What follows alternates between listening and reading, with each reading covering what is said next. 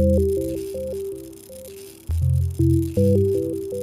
right, so yeah, please introduce yourself, where you're from, and what's your names?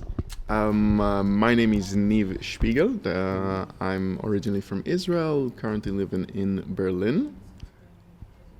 And I'm Isca Mayo, and I'm also from Israel, currently living in Berlin for the past year and a half. So, and you presented a film today. What was the name or the title of the film? The title of the film was LOAD, that's LOAD. It's a short animation film, 9.5 minutes. It was presented today in the festival. It's also presenting tomorrow. That's it. Yeah, thank you. So, could you please tell us what the film was about? And yeah, because, well, we've seen it, but maybe our audience. Yes, of course. Well, the film tells a story of the main character is an old man on a boat in the middle of the ocean, and there's nothing in the horizon. With him on the boat, there are thousands of TV monitors, working monitors, and each one of them has a memory from his life. But the boat is slowly sinking, so he has to pick from this huge pile which memories he would give up in order to keep above water. Yeah, thank you. And did you had any personal inspiration for this movie, or yeah, what's the background of this little story? Well, this is a subject that, first of all, it's important to say that there's another co-director for the film. His name is Robert Moreno, and the story is a subject that we've been dealing with for a very long time. So, dealing with the past and memories and the importance of memories in our life, and how do we perceive our own life and through our memories. It's something that we dealt with and a lot with our own life, Robert and I. So after many discussions, we understood that this is the subject that we are dealing with. This is a subject that we want to solve for ourselves. So how come that you now make films? I mean, we talked already before, you both studied film, but what was your, when was the moment when you said, okay, I want to do this in my life, or maybe you as well? Okay, first I will present myself, because I'm here with Niv. I'm his partner, and I helped him working on his film as in the 3D aspects and compositing, and moral support, mental support, and story support as well. The most important. It was a long process. I think both of us had interest in animation in particular, but in film in general. I would say that I don't know if it's only mine, maybe both of us, but the film I saw, the first film that made me want to study animation was Ryan, but by Chris Landreth. I think this was, the point that film was always interesting to me, but seeing that film just open a whole new world for me regarding of the opportunities animation has to offer, and the filmmaking is much more progress and interesting. So yeah. So you would say that animated films are like, they have huge advantages compared to like normal films with actors? It's I wouldn't say advantage or disadvantage. It's just a different medium, and you can express yourself in different ways. If she was talking about Ryan, which I think we saw it together for the first time, it was really mind explosion on the same moment, because it's so different than anything we've seen before in films and in animation and everywhere else. There are also moments like this in live action film, that you see something that is so new and so strange that you're like, whoa, there's something this is like a game changer. And with animation, it's something that you can get more of because the options are absolutely limitless. The imagination is the only thing that stops you from creating.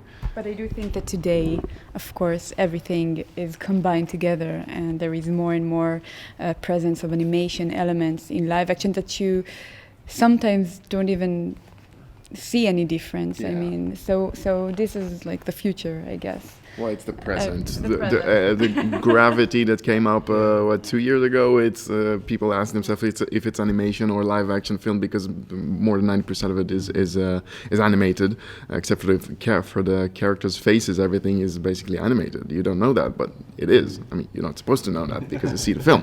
I don't know. Most of the mainstream films today, Jungle Book just came up and everything is animated over there. So.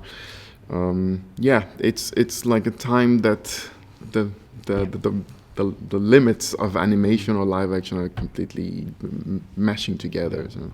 But you would say that the future of film is into animated films instead of, and in the more future, people will make more and more animated films instead of like the classic movies? I don't think it's like one over the other. I think it's. Of course, today in Hollywood, and it's becoming more and more prevalent. But having animation, but I do think there is something really amazing when a director can use so little tools to make something so spectacular. So that there's always also beauty to that.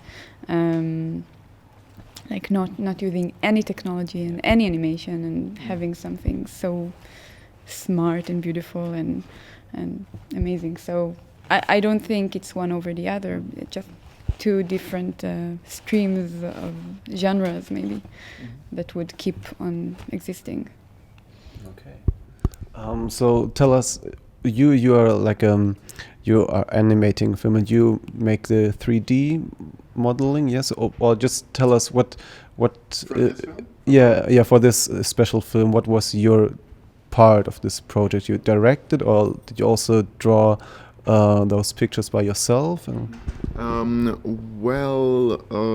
and Robert were directing the film together, writing it together, and we had the way we spread our work is that he was in charge of the main character animation because he draws really, really good characters, and I was in charge of the backgrounds, paintings, and the compositing, and we've developed it together, like the visual development and the design, everything we did together. And then we also had people help us a little bit with the animation. The female character in the TV was done by a good friend of ours. His name is Eyal Oren. He's an amazing animator, and he did a wonderful job. And Isca was with us with the 3D and compositing. What else did we have? Some people helped us with the coloring. Also did spectacular jobs. I think it answers your question. Yeah, thank you. So you said your movie is about 9 minutes and 36, 9.5 minutes. Yeah. So, well, I have no idea about animation. How long does it take to make a movie of 9.5 minutes? Well, I hope that the next 9.5 minutes I will make will take a lot less time than this one took. But it was it was a learning process. I mean, it was it's a graduation film, so we also learned during the making how to actually make a film. This one took 3 years. Not full time. We're still debating on whether it was more or less. She tends to the more, I tend to the less. And what's that? Yeah. Why do you tend to say, well, it was more time? Or because she wants to remind me that it took longer, and she had to suffer through the whole production. And so this one took 3, maybe 3.5 years, not full time. The first year was our final student year, and from there on we took it to our after hours and weekends to create it. But it really varies on the subjects and on the project. We also have a film that we've made in a 5-day competition. It was 1 minute. Well, it took 5 days to create a 1 minute animation, so add another 8 to it, and you got a new 9-minute film. We also did a commercial project with about 25 minutes of animation. It took us about 4.5 months, but it depends on the project, depends on the technique, and that's more or less it. You already told us that the film which inspired you the most was Ryan. Do you have also any other, like your favorite movie, or who's your favorite director? Do you have any like? Yeah, so we actually talked about it today, and just before we came. And it's actually very relevant to the film to LOAD. The Russian film The Return, a film that tells a story about 2 boys who meet their father, and this is like such an amazing film, a very enigmatic and very interesting film, and its filmmaking, I think, affected both of us a lot, and also influenced the making of LOAD a lot. And the whole scenery and the editing and the rhythm of it was very affected. Yeah, and the sound design and the music as well. It's go see that film because it's amazing, and it's once I think we developed the story of LOAD before seeing that film, and then we saw it and it really clicked. It was because there are scenes on water in that film which are just they're so beautiful to watch, but then they have a very meaningful reason for them. It's not only beautiful, but they have a meaning inside the story. And as a whole, this picture is like, it's so meditative to watch, but it's so it's thrilling. It's kind of a scary story. It's a difficult story to go through.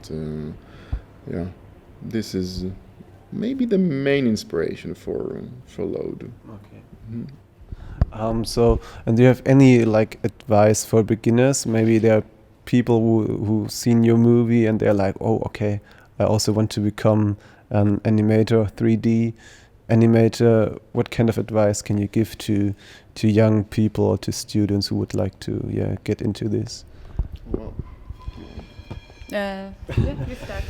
Well, I wouldn't consider myself as someone who can really give advice to other people, but actually, there are 2 things. The first thing is that be very careful with advices from other people, because people will give you advice according to their own lives and according to their own path and goals. So you really don't take everything for granted, including your teachers. Teachers who I really respect also didn't have the exactly right thing to say, but I can totally understand the different people, and it's connected to this advice, and you should really know what you want. If you really want to be a 3D animator, for example, then you're probably don't want to do other things. So don't listen too much to other people. Amazing people who studied with us wanted to do something very specific. They were very good at it, and they didn't want to do other things. But with that, you should be very open to everything, because you will find inspiration in everything that there is out there, including law, including any other subject. If you will open yourself to any other subject, it will make you a more interesting person, and then a better artist, and it will make your life more interesting.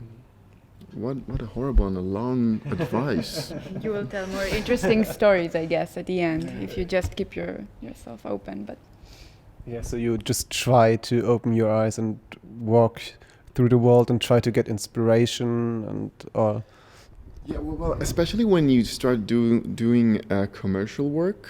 When you're in school, it's like a greenhouse for people who are just anxious to learn. Once you go out and finish school, then you go and do some commercial work, and it's very, very easy to go into this very close state of mind of I really have to do this commercial job and be really good at it, so it means that I need to learn animation and do it as best as I can. And sometimes your world gets very, very narrow by doing only that, but if you'll do other things, read a lot of books, go find courses online, go to adventures, do any other thing that is not only sitting in front of your computer and think that you need to be the best animator you are, then your life will be more rich and your work would be better and more rich, and I think you will enjoy life better that way. And the most obvious advice is just to work very hard. I just don't expect that things would just happen. It's just a lot of hard work. This like long hours, long days. Sometimes it would kill you. Like basically you won't sleep. But it is what it is. I mean, it's worth it. I think at the end, if you really if you really want it. So you just have to work for it, and I think it's like it for everything you want to do in life. Well, thank you. I think that's a very good final statement. Yeah. Thank you very much for your time. Enjoy your stay here.